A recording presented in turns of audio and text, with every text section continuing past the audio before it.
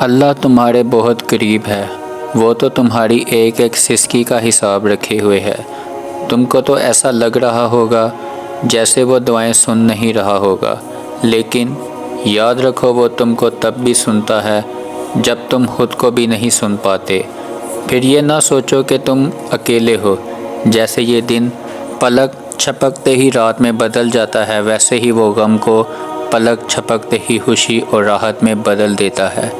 دوستوں، یاد رکھیے، زندگی ایک آزمائش کا نام ہوتا ہے، اور ایسا کوئی پل نہیں یہاں جو آزمائش سے خالی ہو۔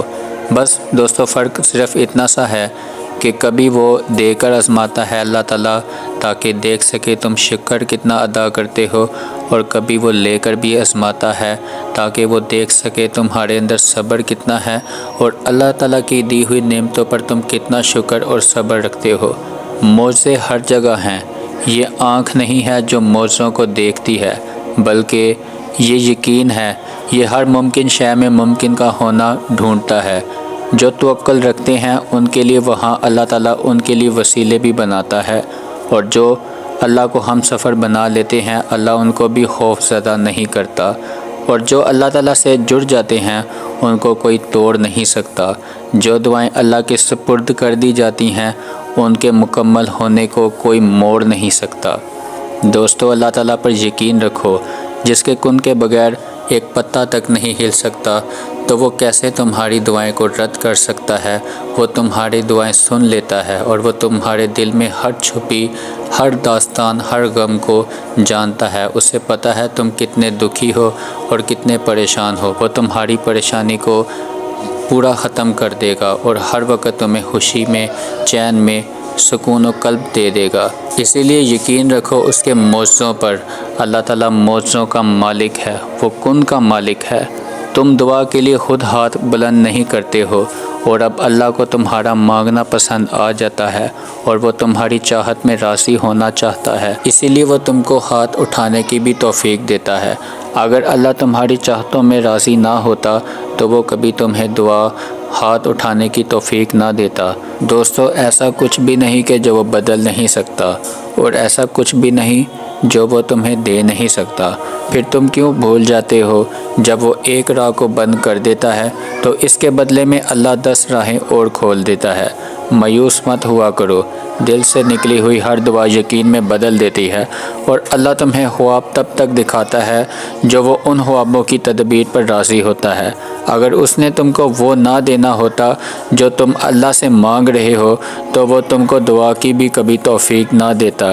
یقین کی ایک ڈور ٹوٹتی ہے تو تمہیں دوسری ڈور سے جوڑ دیتا ہے، اور اگر تم روکتے ہو تو وہ چلنے کی بھی ایک نئی وجہ دے دیتا ہے۔ وہ ہمیشہ تمہارے ساتھ رہتا ہے، آزمائش کے ساتھ بھی اور آزمائش کے بعد بھی، مگر ناممکن نہیں، انتظار ضبط کا صلہ ہے۔ ہر انسان کو مل کر رہتا ہے۔ صبر مشکل تو ہوتا ہے لیکن ناممکن نہیں ہوتا۔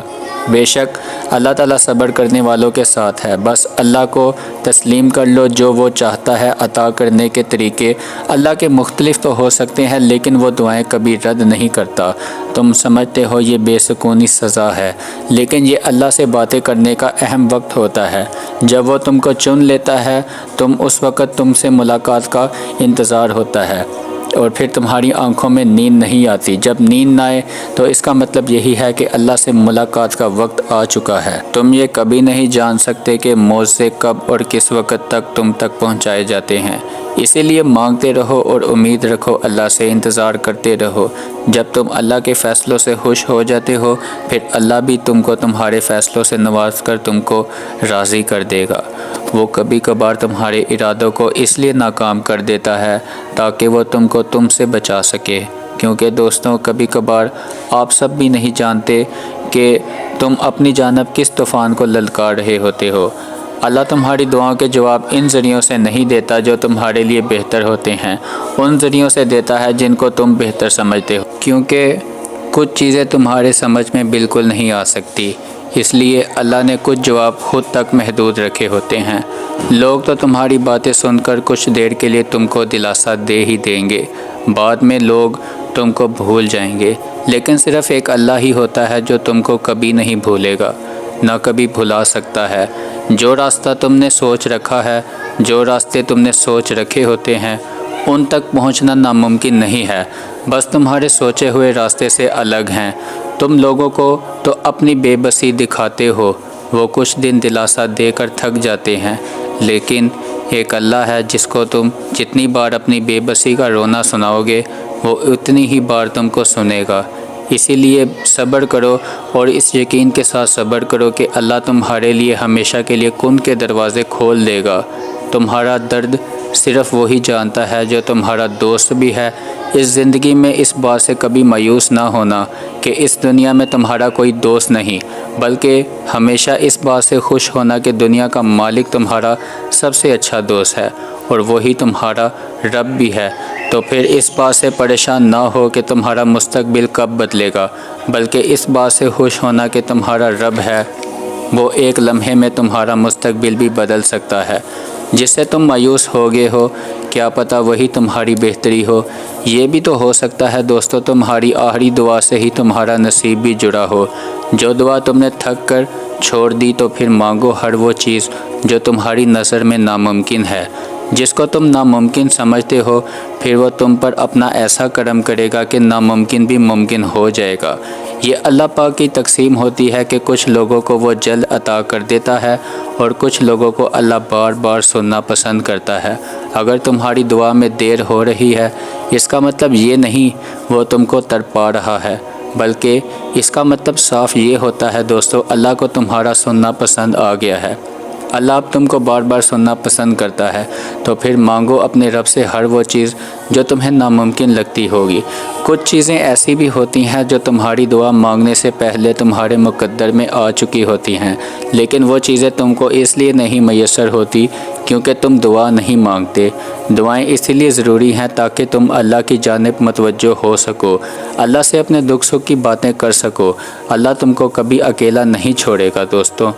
تو پھر دیکھنا اللہ تمہیں اتنا عطا کرے گا، اتنا کہ تم گنتی تک بھی بھول جاؤ گے۔ جب بھی اداس ہونے لگو تو یہ سوچا کرو جس ذات نے تم کو مشکل میں ڈالا ہے، اس ذات نے مشکل سے تم کو نکالنے کا راستہ بھی بنایا ہے۔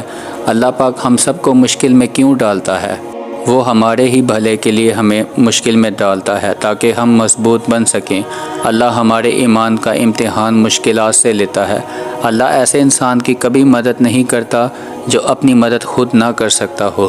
دعا سے تمہارا نصیب بدل جائے گا۔ اللہ پر یقین رکھو، اس یقین سے دعا کرو کہ جو مانگا ہے وہ ملے گا۔ پھر دیکھنا کیسے معجزات اللہ دکھائے گا۔ جس نے مشکل میں ڈالا ہے، اس نے مشکل سے نکلنے کا وعدہ بھی کیا ہے۔ دعا نصیب سے نہیں بلکہ نصیب دعا سے ملتا ہے۔ بے شک اللہ پاک صبر کرنے والوں کو بہت پسند کرتا ہے۔ جب پریشانی آتی ہے تو لوگ کیا کرتے ہیں؟ صبر ہی تو کرتے ہیں۔ جزاک اللہ۔